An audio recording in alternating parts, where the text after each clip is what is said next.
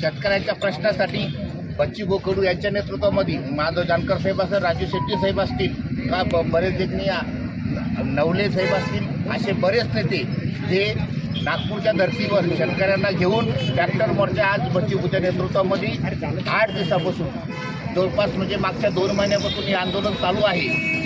शासनाला वेळोवेळी त्या आंदोलनाबाबत जे का कल्पना देण्यात आलेली आहे की शेतकऱ्यांनी आपल्याला मागायचं दुसरं काही नाही। बच्चूभाऊचं म्हणणं असं की तुम्ही जे आश्वासन दिलं ते पूर्ण करा, परंतु हे घोटाळलं सरकार, हे देवेंद्र फडणवीसचं मनोवादी लोकांच्या शेतकऱ्यांच्या विरोधी सरकार, हे कधीच आश्वासन पूर्ण न करणारं सरकार, हे फक्त शेतकऱ्यांना वेठीस धरून आणि शेतकऱ्याला आंदोलन म्हणजे जे मोडीत काढण्याचा जो काल त्यांनी प्रयत्न केला, लाखोच्या संख्येनं ट्रॅक्टर असतील माणसं तिथं जमा झालेली आहे आणि तिथं त्या आंदोलन मोडीत काढण्यासाठी एका पेपरचा आधार घेऊन कोर्टामध्ये जे एक याचिका होती आणि कोर्ट आदेश देतं की यांचं आंदोलन मोडीत काढा।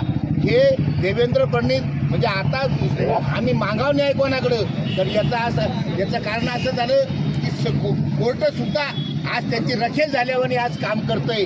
शेतकरी स्वतःच्या हक्कासाठी फक्त आंदोलनात बसलेले, दररोज शेतकऱ्यांच्या आत्महत्या होत आहे, शेतकऱ्याला हमी भाव नाही। तेच देवेंद्र फडणवीस विरोधी पक्षात असताना 2014ला त्यांनी सोयाबीनला 6,000 रुपये भाव द्या, हे पाशा पटेल, पंकजा मुंडे हे सगळे त्या आंदोलनात असताना यांनी त्यावेळेस 6,000 रुपये भाव त्यावेळेस म्हणलं होतं 2014ला। त्याच्यानंतर बाकीच्या खताच्या किमती वाढल्या, मजुरांच्या बाकीच्या किमती वाढल्या, परंतु आज भाव 4,000 रुपये देत आहे। त्यामुळं हे शेतकरी विरोधी सरकार यांना आमचं सांगणं आहे की बच्चूभाऊला आम्ही पाठिंबा देण्यासाठी पक्षविरहित हे प्राथमिक स्वरूपामध्ये शेतकरी वेळेवर आम्ही इथं जमा झालेलो आहे।